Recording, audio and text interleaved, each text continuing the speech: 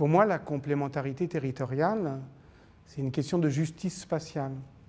Et on peut croire que c'est une question pour aujourd'hui, ça l'est assurément, mais ce n'est pas une question qui date d'aujourd'hui. Parce qu'en fait, il y a une histoire longue des rapports entre les métropoles et leurs territoires. Au fond, les grands empires se sont constitués comme ça. Rome, dans l'Empire romain, est considéré comme un monstre urbain, un monstre vorace, prédateur, qui va finir au fond par aspirer toutes les forces vives de l'Empire.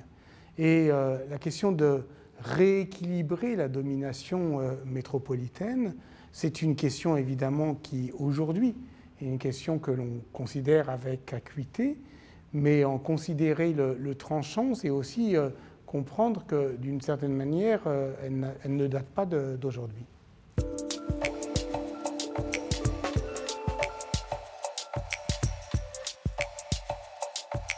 Je suis un historien d'une époque, le Moyen-Âge, et au fond, jusqu'au XVIIe siècle, où le développement étatique et le développement urbain étaient en partie concurrents.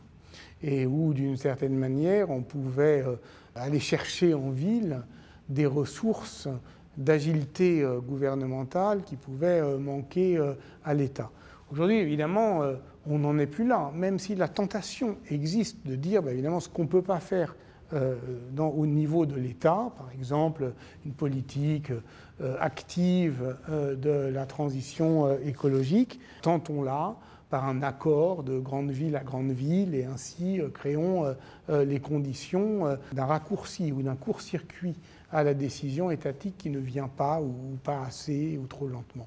En réalité, on voit bien que cet archipel métropolitain, il est justement dédaigneux de son inscription territoriale et que ça crée au fond une sorte de pont de ville bien gouvernée à ville bien gouvernée qui méprise le territoire. Et donc là, il y a une exigence de justice territoriale. Et c'est pour cela effectivement que l'État pilote, stratège, arbitre, facilitateur, mais l'État, évidemment, par différentes modalités contractuelles ou réglementaires, peut accompagner ces transitions écologiques dans les villes.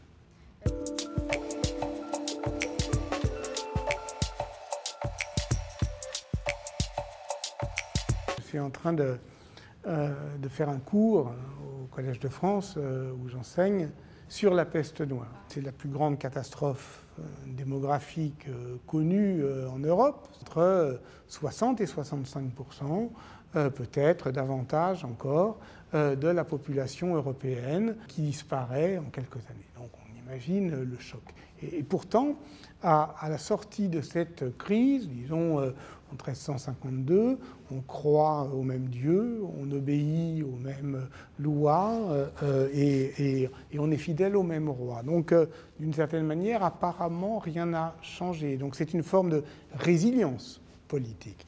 Et je m'en étonne et je voulais comprendre.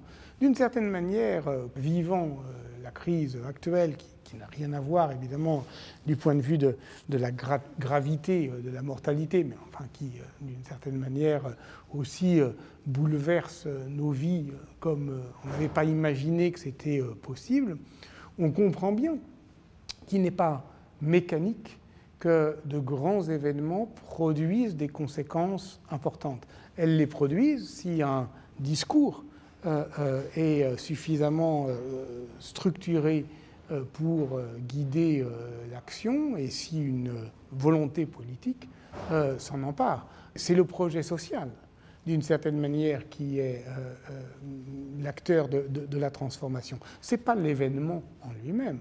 Donc l'événement en lui-même, il ne transforme rien. Il jette les conditions de possibilité d'une transformation.